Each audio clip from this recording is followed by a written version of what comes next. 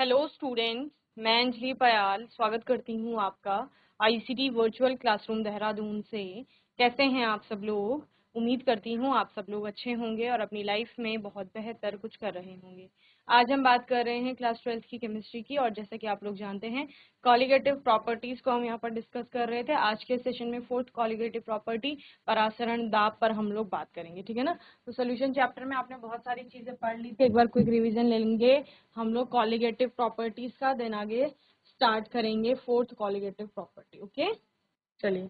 अणुसंख्यक गुणों में हमने क्या बात करी थी यहाँ पर कि चार प्रकार के अणुसंख्यक गुण होते हैं, कॉलिगेटिव प्रॉपर्टी होती है। सबसे पहले आपने बोला वाष्प दाब का आपेक्षिक अवनमन होता है, यहाँ पर relative lowering in vapour pressure, क्वथनांक में उन्नयन एलिवेशन इन बॉइलिंग पॉइंट, हिमांक में अवनमन depression in freezing point, and परासरण दाब यानी कि ऑस्मोटिक प्रेशर जो है वो भी आपका एक अणुसंख्यक गुण है। लोअरिंग ऑफ वेपर प्रेशर में आपने कहा क्या कहा, in a pure solvent the entire surface is occupied by the molecule of the solvent. If a non volatile solute is added to the solvent, the surface now has both solute and solvent molecule, thereby fraction of the surface covered by solvent molecules get reduced. Since the vapor pressure of the solution is solely due to the solvent alone, at the same temperature the vapor pressure of the solution is found to be lower than that of the pure solvent. Okay, क्या कहा जा रहा है कि हमारे पास एक शुद्ध विलायक था और फिर क्या किया गया, एक विलयन बनाया गया जिस विलयन में वाष्पशील विलायक के साथ साथ एक ठोस अवाष्पशील विलय मिलाया गया है। तो पहले क्या था, जब शुद्ध विलायक की बात कर रहे थे तो पूरे सरफेस पर बस ये वाला कॉन्सेप्ट आपको क्लियर करना है, तो आप सारी जितनी भी आपके यहाँ पर कॉलिगेटिव प्रॉपर्टीज हैं उनमें से जो फर्स्ट थ्री कॉलिगेटिव प्रॉपर्टीज की बात कर रहे हैं वो क्लियर हो जाएंगी, ठीक है ना। सरफेस पर चूंकि आपके सिर्फ सॉल्वेंट के मॉलिक्यूल्स हैं, तो आपका जब भी विलयन बन रहा है तो सरफेस पे सॉल्वेंट के अतिरिक्त सोल्यूट के भी मॉलिक्यूल्स आ गए हैं। तो अभी यहाँ पर वेपर फेज में जितने ज्यादा मॉलिक्यूल जा सकते थे यहाँ पर उतने नहीं जा पा रहे, तो यानी वेपर्स कम बन रही हैं इसकी तुलना में। यहाँ ज्यादा वेपर बन रही थी ना, ज्यादा मॉलिक्यूल थे, ज्यादा मॉलिक्यूल वेपराइज हो रहे हैं। यहाँ कम मॉलिक्यूल है, कम मॉलिक्यूल आपका वेपराइज हो रहे हैं। ज्यादा मॉलिक्यूल वेपराइज होंगे तो वाष्प दाब ज्यादा, तो यहाँ वाष्प दाब ज्यादा था, यहाँ वाष्प दाब क्या है, कम। तो क्या हो गया, जब शुद्ध विलायक से हम विलयन को देखते हैं तो विलयन का जो वाष्प दाब आता है वो कम आता है एज कंपेयर टू सॉल्वेंट यानी कि विलायक। तो यही क्या है, lowering in vapour pressure. Okay, वाष्प दाब में क्या आ गई, कमी आ गई। वो वाष्प दाब में कमी आपने यहाँ पर कैलकुलेट की थी कि किस तरह से आपेक्षिक अवनमन, पहले आपने अवनमन देखा था, फिर आपने यहाँ पर रिलेटिव लोअरिंग देखी थी, फिर आपने सेकेंड प्रॉपर्टी की बात की, वो क्या है, क्वथनांक में उन्नयन। जब ये वाष्प दाब में कमी आ गई तो वाष्प दाब कम हो गया, ठीक है। पहले शुद्ध विलायक का वाष्प दाब ये था, अभी आपने बोला वाष्प दाब और कम हो गया, तो वाष्प दाब कम हो गया। क्वथनांक आपका क्या कहता है कि द्रव का वाष्प दाब वायुमंडलीय दाब के बराबर होना चाहिए। तो वो वाष्प दाब को वायुमंडलीय दाब के बराबर करने के लिए जब विलयन बन चुका है तो आपको और अधिक टेम्परेचर देना पड़ेगा। जब ज्यादा टेम्परेचर देना पड़ेगा तो क्वथनांक आपका ज्यादा आएगा, तो क्वथनांक में उन्नयन यानी क्वथनांक में वृद्धि हो गई।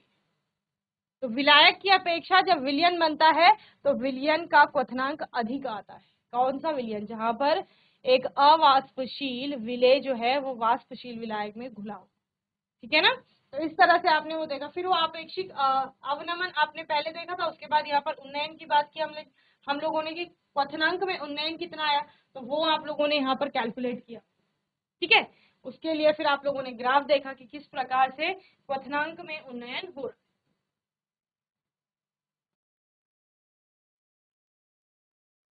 चलिए, देन हमने क्या बोला, हिमांक में अवनमन होगा, डिप्रेशन एंड फ्रीजिंग पॉइंट। हिमांक में अवनमन किस प्रकार से होगा, क्योंकि वाष्प दाब में आपके कमी आ गई है ना, वाष्प दाब में कमी आ गई है। यहाँ अवनमन का मतलब क्या है, कम होना, ठीक है। हिमांक कम क्यों हुआ, जब विलयन का वाष्प दाब कम हो गया था तो आपको पता है ठोस प्रावस्था का वाष्प दाब जो होगा वो द्रव प्रावस्था से भी कम होगा, ठीक है। विलयन का चूंकि कम हो गया है तो इसको और कम करने में आपको कम ही टेम्परेचर देना पड़ेगा, लेकिन विलायक का वाष्प दाब अधिक था, जब हमने उसको और कम किया तो कम करने में आपको ज्यादा टेम्परेचर देना पड़ेगा। तो यानी जो फ्रीजिंग पॉइंट है प्योर सॉल्वेंट का वो अधिक होगा एज कंपेयर टू सोल्यूशन विलयन की तुलना। तो बस यही आपने क्या कहा, हिमांक कम हो गया है जब विलयन बना है, तो इस तरह से हिमांक का क्या हुआ है, यहाँ पर अवनमन हुआ है। तो वाष्प दाब में कमी के कारण विलायक की तुलना में विलयन के हिमांक का अवनमन होता है। शुद्ध विलायक का हिमांक जहां पर आपने TF नॉट माना था, वहीं विलयन का हिमांक क्या है, TF है। और अवनमन यानी कि वृद्धि कितनी हुई है, वो डेल्टा TF से आपने निकाल लिया। Delta TF is equal to TF not minus TF, ठीक है ना। फिर डेल्टा TF आपने अनुसंख्यक गुणों में जो आपने सेकंड वाला अनुसंख्यक गुण यहाँ पर पढ़ा था क्वथनांक में उन्नयन, तो वहां पर भी आपने बोला विलेय की अगर हमें विलायक में मात्रा देखनी है तो वो हम मोलालिटी से निकालते हैं, यानी कि मोललता से निकालते हैं, ठीक है। तो यहाँ पर भी हम मोललता से ही उसको निकाल रहे हैं, क्योंकि विलेय की मात्रा हमें विलायक में ही देखनी है यहाँ पर भी। तो हमने delta TF directly proportional to small m, यानी कि मोलालिटी के आपके डायरेक्टली प्रोपोर्शनल होगा जो भी वहां पर डिप्रेशन आ रहा है फ्रीजिंग पॉइंट। ओके, सो जब आपका प्रोपोर्शनैलिटी का साइन हटता है तो KF एक कांस्टेंट आ जाता है, जिसको आपने बोला हिमांक अवनमन स्थिरांक, यह आपका नियतांक होगा, ठीक है, freezing point depression constant. Okay, जिसको मोलल अवनमन स्थिरांक और क्रायोस्कोपिक स्थिरांक भी कह रहे थे, ठीक है ना। मोलल का m बराबर आपको पता है विलेय की मोलों की संख्या बटे विलायक का द्रव्यमान होता है। यही वैल्यू आपने फॉर्मूले में पुट कर देनी है। विलायक का द्रव्यमान ग्राम में लिया गया है तो 1000 से मल्टीप्लाई कर देंगे, देन आगे आपने पूरा फॉर्मूला बना दिया इस प्रकार से। और यहाँ से आप जो विलेय है उसका अणुभार निकाल सकते हैं। यहाँ से आप क्या निकाल सकते हैं, कितना अवनमन हुआ है हिमांक में, वो ज्ञात कर सकते हैं, ठीक है। ये आपने फिर उसके बाद ग्राफ देखा था हिमांक में अवनमन का।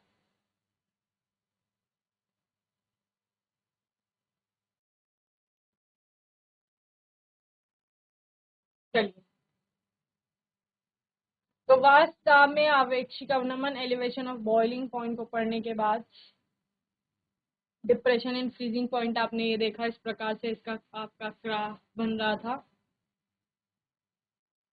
नेक्स्ट आपकी जो प्रॉपर्टी है वो है ऑस्मोटिक प्रेशर। क्या है, ऑस्मोटिक प्रेशर। ऑस्मोटिक प्रेशर को पढ़ने से पहले ये आप समझिए इसमें क्या हो रहा है। देखो यहाँ किया क्या गया है आपका,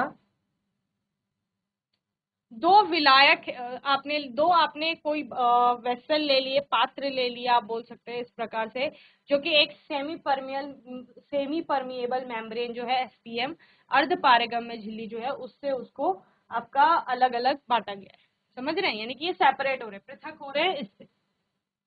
इधर भी आपका H2O है, इधर भी H2O है, तो इसको हम मान लेते हैं कि दोनों साइड इसके क्या है, शुद्ध विलायक।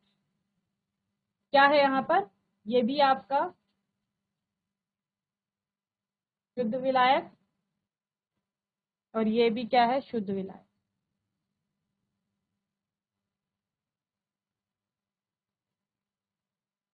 अब क्या किया गया, इस साइड को आपका C6H12O6 ग्लूकोज आपका डाला गया या कोई अवाष्पशील ठोस डाला गया, तो ये अब क्या बन चुका है, इधर जब वो मिलाया गया ये आपका विलयन बन गया है।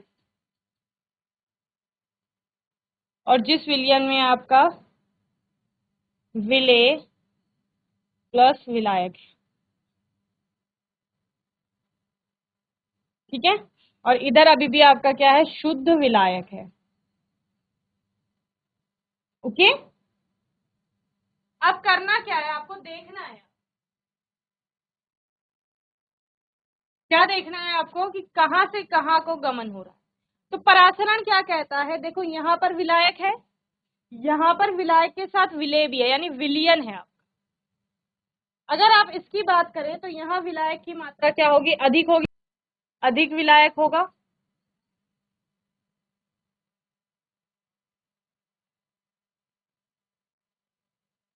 और यहाँ आपका क्या होगा, कम विलायक, ठीक है। ये अधिक विलायक है, ये कम विलायक। और सांद्रता के पदों में, सांद्रता आपको क्या कहती थी, विलेय की मात्रा। जहां विलेय की मात्रा अधिक है वो अधिक सांद्र, और जहां विलेय की मात्रा कम है वो कम सांद्र या तनु कहलाएगा। तो यहाँ विलेय की मात्रा अधिक है तो आप इसको क्या कह सकते हैं, सांद्र भी कह सकते हैं कि ये सांद्र विलयन, ठीक है। इधर आपका विलेय की मात्रा कम है तो इसको आप क्या कह सकते हैं कि ये तनु विलयन होगा, ठीक है। और इस सांद्र विलयन और इस तनु विलयन को आपका किससे सेपरेट किया गया है, SPM से सेपरेट किया गया है, जो कि क्या है, सेमी परमिएबल मेम्ब्रेन है। या अर्ध पारगम्य झिल्ली जिसको कहा जा रहा है। अभी आप कहोगे मैम वो तो विलयन है ही नहीं, वो तो विलायक है। तो अगर आप विलायक कह रहे हैं उसको तो तब भी तो उसकी सांद्रता कम है, सांद्रता है ही नहीं, तनु विलयन आप उसको बोल सकते हैं, या फिर आप उसको क्या कह सकते हैं, आपका कम सांद्र भी कह सकते हैं, ठीक है ना। अभी तो विलयन नहीं है, सिर्फ विलायक ही विलायक है, फिर भी आप उसको बोल रहे हैं। एसपीएम जिसको हम कह रहे हैं अर्ध पारगम्य झिल्ली, सेमी परमिएबल मेम्ब्रेन,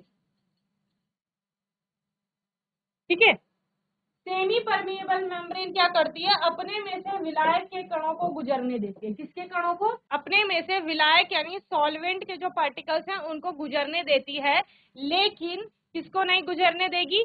विलयन, विलयन में जो विलेय के कण उपस्थित हैं उनको गुजरने नहीं देगी। क्या बोला मैंने?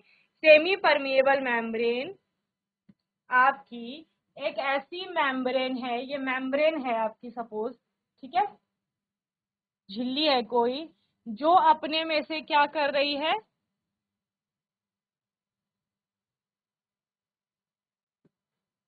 अपने में से विलायक के कण को गुजरने दे रही है, ठीक है, लेकिन विलेय के कण इससे नहीं गुजर पा रहे। ये विलायक के ही कण है ये वाले जो गुजर रहे, ठीक है। तो एक ऐसी झिल्ली मान लो जिस झिल्ली से सिर्फ आपका पानी जो है वो आर पार जा रहा है, यहाँ पर ग्लूकोज का या चीनी का नमक का आप एग्जाम्पल ले रहे हो, वो आर पार नहीं हो पा रहा है, तो ऐसी ये मेम्ब्रेन होगी।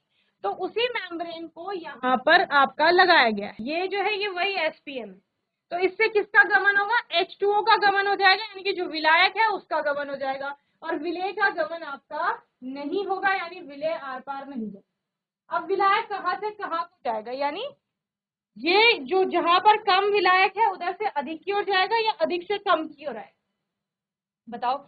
तो कहीं पर भी आप देखते हैं कोई भी चीज जब फ्लो करती है तो जहां पर उसकी अबंडेंस ज्यादा है, उसकी मात्रा ज्यादा है, तो अधिक मात्रा से वो कम की तरफ को क्या करेगी? फ्लो करेगी, यही होता है ना। जैसे आपने कहीं पर भी जैसे स्मेल आती है, सुगंध कोई मान लो, सुगंध के कण है कहीं पर, तो बहुत ज्यादा सुगंध आ रही है, तो वहां से वो धीरे धीरे फैलती है किधर को? जिधर उसके पार्टिकल्स कम है ना।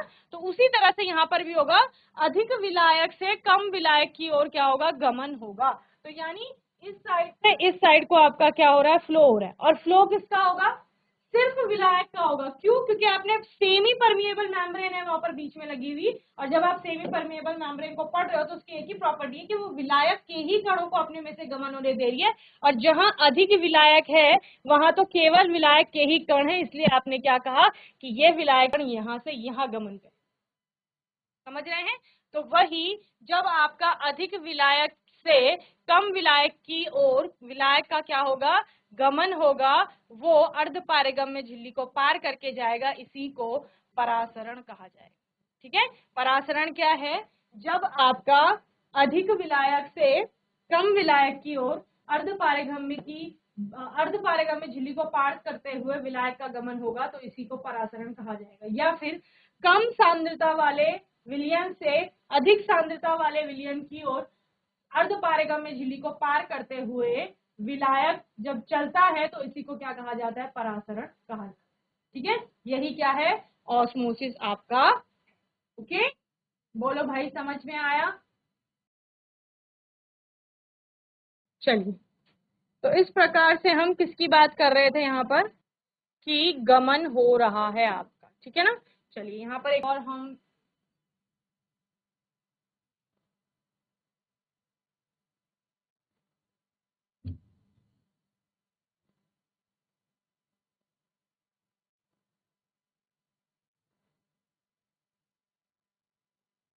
इससे थोड़ा समझ लीजिए। यहाँ पर आपने दो बीकर, आप इनको मान लीजिए, या दो ऐसे पात्र हैं जिनको आपने इस तरह से जोड़ लिया है, ठीक है, जोड़ लिया है। अब आप इधर कह रहे हो, इधर आपने कहा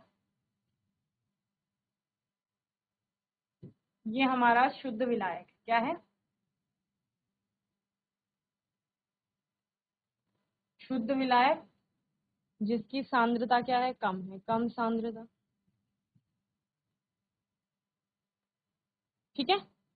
इधर आपने बोला कि हमने क्या कर दिया है? विलयन बना दिया है, तो विलयन का मतलब क्या है यहाँ पर? विलयन का मतलब है कि विलायक के साथ साथ विलेय भी है, विलेय धन विलायक हो गए।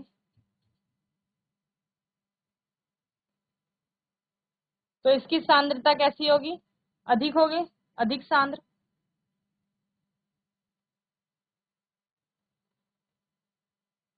ठीक है। और साथ में क्या बोला है, यहां पर लगा दी है एक एसपीएम, सेमी परमेएबल मेम्ब्रेन, अर्ध पारगम्य झिल्ली।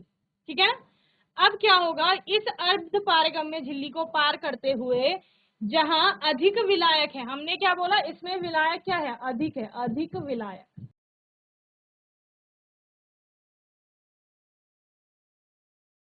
इसमें क्या है, इसमें अधिक विलायक है, और इसमें क्या है, इसमें कम विलायक है आपका। ठीक है। तो कम सांद्र से अधिक सांद्र की ओर विलायक का गमन होगा, यही तो बोला ना। एसपीएम में सेमी परमिएबल मेम्ब्रेन को पार करते हुए जा कौन रहा है, विलायक जा रहा है, और वो विलायक कम सांद्रता से अधिक सांद्रता की ओर गमन कर रहा है, और इसी को आपका क्या कहा जाएगा, इसी को कहा जाएगा परासरण। ठीक है ना। क्या कहा जाएगा बच्चे, परासरण।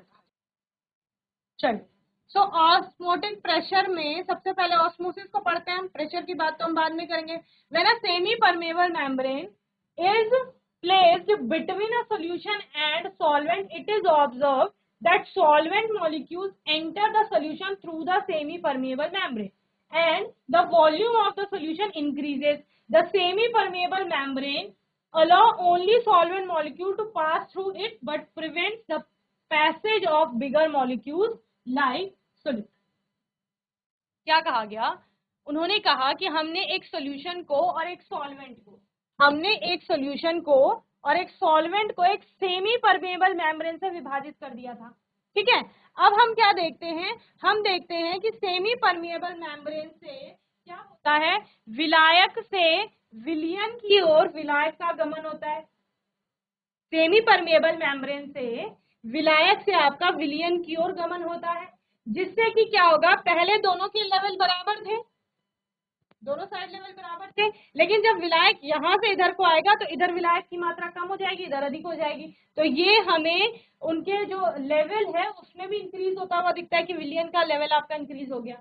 और इससे क्या पता लगता है, यानी विलायक इधर से इधर को आया है, समझ रहे हैं। और सेमी परमेबल मेम्ब्रेन क्या कर रही है, सिर्फ विलायक के कणों को इसमें से गमन, इसमें से चलने दे रही है, इसको पार करने दे रही है। सेमी परमेबल मेम्ब्रेन अपने में से सिर्फ विलायक के कणों को गुजरने दे रही है, विलेय के कणों को गुजरने नहीं दे रही है। ठीक है ना। देन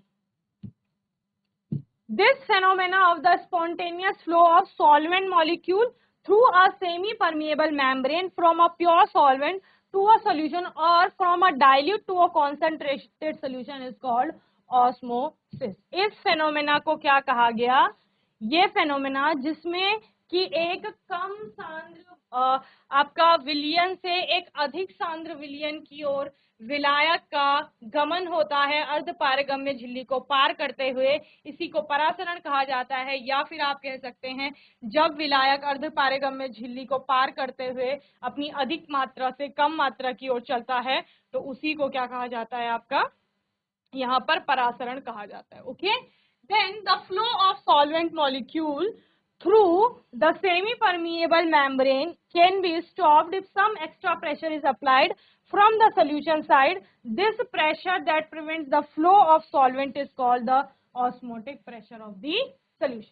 अब क्या कहा जा रहा है समझिए, ये फ्लो यहाँ से बना हुआ है, यानी कि जो पानी है आपका, यानी विलायक है, वो लगातार विलयन की ओर चले जा रहा है। ठीक है। आप क्या कर सकते हैं, आप इधर से इस साइड से प्रेशर लगा करके, यानी दबाव बना कर, देखो हम क्या बोल रहे हैं, विलायक का जो है वो इधर से इधर को फ्लो बन रहा था। ठीक है। जब इधर से इधर को फ्लो बन रहा है तो आप इधर से दबाव लगा करके उस फ्लो को रोक सकते हैं, है ना। तो परासरण को रोकने के लिए जो आप दाब आरोपित करोगे, यानी ऑस्मोसिस को अगर रोकना है, विलायक के फ्लो को रोकना है, तो उस फ्लो को रोकने के लिए आप क्या करेंगे, यहाँ पर एक प्रेशर लगाएंगे। तो परासरण को रोकने के लिए जो प्रेशर लगाया जाएगा, जो आरोपित दाब होगा, उसी को परासरण दाब कहा जाएगा। बस यही वो कह रहे हैं, ठीक है ना। क्या कहा गया? The flow of solvent molecules through the semi-permeable membrane can be stopped if some extra pressure is applied from the solution side. क्या कहा गया? सोल्यूशन की साइड से, विलियन की ओर से, अगर विलियन की ओर से अगर एक दाब लगाया जाए, एक एक्स्ट्रा प्रेशर लगाया जाए, तो एक्स्ट्रा प्रेशर लगा करके हम क्या कर सकते हैं, इस परासरण को रोक सकते हैं। And this pressure that prevents the flow of solvent is called the osmotic pressure of the solution। क्योंकि ये solution की साइड से आ रहा है ना, तो हम क्या कह रहे हैं कि जितना एक्स्ट्रा प्रेशर सोल्यूशन की ओर से, सोल्यूशन इस ओर था, सोल्यूशन की ओर से जितना एक्स्ट्रा प्रेशर लगाया जा रहा है, उस विलायक के फ्लो को रोकने के लिए या परासरण को रोकने के लिए, उसी को विलियन का परासरण दाब यानी ऑस्मोटिक प्रेशर कहा जा रहा है। समझ आया? नहीं आया? समझ क्यों नहीं आया? क्योंकि ध्यान नहीं दे रहे। सिंपल सी बात है, यहाँ पानी अधिक है, यहाँ पानी कम है, ठीक है ना। यहाँ सांद्रता कम है, यहाँ सांद्रता अधिक है, तो कम सांद्रता से अधिक सांद्रता की ओर विलायक का गमन हो रहा है। किसको पार करते हुए? इस सेमी परमिएबल मेम्ब्रेन, अर्ध पारगम्य झिल्ली को पार करते हुए। ठीक है, इतना क्लियर है। अब क्या होगा, ये तो परासरण हो गया कि कम सांद्रता से अधिक सांद्रता की ओर जब विलायक सेमी परमेबल मेम्ब्रेन को पार करते हुए चलता है तो उसको परासरण कहा जाता है। विलायक, शुद्ध विलायक से विलियन की ओर गमन हो रहा था विलायक का, हमने क्या कहा, हम इस विलियन की ओर से एक प्रेशर लगा देते हैं, एक दबाव लगा देते हैं, जिससे जो विलायक इधर से आ रहा था वो क्या हो जाएगा, रुक जाएगा, यानी परासरण को हम रोक सकते हैं। तो परासरण को कैसे रोक सकते हैं, जब हम विलियन की ओर से एक्स्ट्रा प्रेशर एग्जर्ट कर रहे हैं, ठीक है ना। तो जितना दाब इधर से लगाया जा रहा है विलियन की साइड से विलायक के गमन को या परासरण को रोकने के लिए, उसे ही विलियन का परासरण दाब कहा जा रहा है। समझ आया अभी? ठीक है, चलिए अब नोट करेंगे जल्दी से। पहले ये बनाइए, चलिए अब नोट करिए।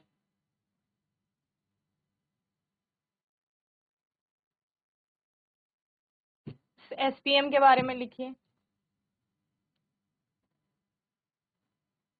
अर्ध पारगम्य झिल्ली, क्या लिखेंगे इसके बारे में? ऐसी झिल्ली जिसमें से विलायक के कण सिर्फ गुजर सकते हैं,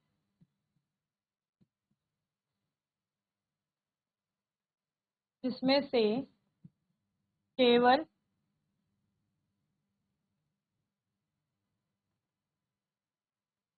विलायक के कण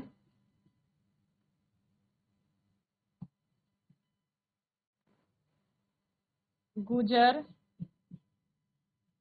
सकते हैं, ठीक है। फिर आपने क्या बोला, दूसरी टर्म परासरण, ठीक है। परासरण में आपने दो चीजें बोली कि विलायक का जो गमन हो रहा है वो कम सांद्रता से अधिक सांद्रता की ओर हो रहा है, ठीक है।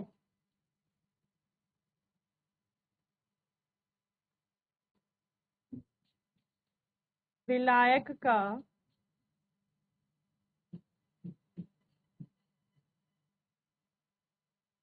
कम सांद्रता से अधिक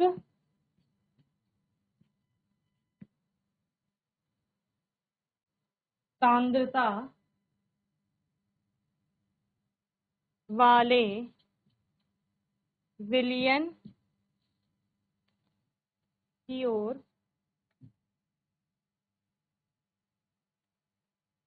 अर्ध पारगम्य झिल्ली से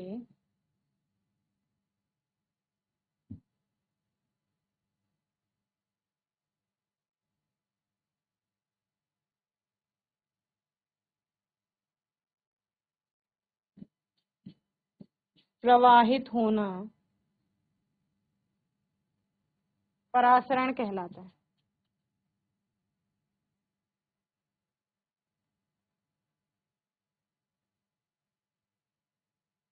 ठीक है, इसके अलावा क्या कह सकते हैं आप?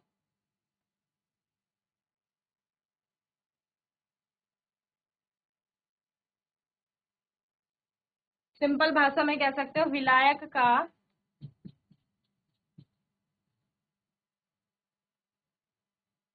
अपनी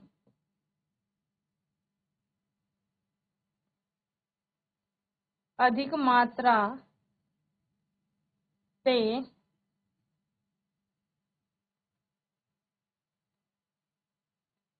कम मात्रा की ओर एसपीएम से जाना या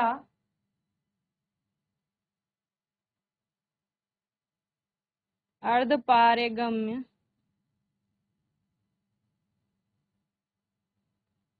झिल्ली से जाना परासरण है। ठीक है, और क्या बोला गया यहाँ पर? अर्धपारगम्य झिल्ली द्वारा विलायक का एक विलयन से दूसरे विलयन की ओर प्रवेश को रोकने के लिए विलयन पर लगाए गए बाह्य दाब को परासरण दाब कहते हैं। तो इसमें कुछ और टर्म्स में लिखा गया है, हमने विलायक और विलयन के रूप में इसको समझा है। तो आप बोल सकते हैं कि विलयन की ओर से जो दाब बनाया गया था विलायक पर, वही क्या है? परासरण दाब है, यानी कि विलायक के गमन को रोका जा रहा है। यहाँ पर तो हमने विलायक और विलयन का एग्जाम्पल लिया, हम दो विलयन का भी एग्जाम्पल ले सकते हैं। उस केस में क्या होगा? जो कम सांद्र विलयन है उधर से आपका अधिक सांद्र विलयन की ओर गमन होगा। तब क्या लिखा गया है कि अर्धपारगम्य झिल्ली द्वारा विलायक का रोका विलायक को जा रहा है, और दोनों आपके पास क्या है? विलयन है। तो विलयन में विलय और विलायक दोनों है, लेकिन अर्धपारगम्य झिल्ली को पार करके कौन जा रहा है? सिर्फ विलायक जा रहा है। तो विलायक को रोका जाएगा एक विलयन से दूसरे विलयन में, विलायक को रोका जाएगा एक, ये भी मानो विलयन है, ये भी विलयन है, ये कम सांद्र विलयन है, ये अधिक सांद्र विलयन है, तब भी आपका विलायक इधर से इधर गमन करेगा। तो यहाँ पर उसको रोका जाएगा, और रोकने के लिए जो इस साइड से बल आरोपित किया जाएगा उसी को परासरण दाब कहा जाएगा। ओके, चलिए, तो समझ आ गया। तो ये आज के सेशन में हमने फोर्थ कॉलिगेटिव प्रॉपर्टी जो हमारी है परासरण दाब, उसके बारे में समझा कि परासरण दाब होता क्या है। आने वाले सेशन में सभी कॉलिगेटिव प्रॉपर्टीज के न्यूमेरिकल्स पर हम बात करेंगे और परासरण दाब को थोड़ा और अच्छे से समझेंगे। बाकी कोई डाउट होगा, क्वेश्चन होगा तो आने वाले सेशन में आप लोग पूछ लेंगे। और तब तक के लिए आईसीटी वर्चुअल क्लासरूम से जुड़ने के लिए धन्यवाद।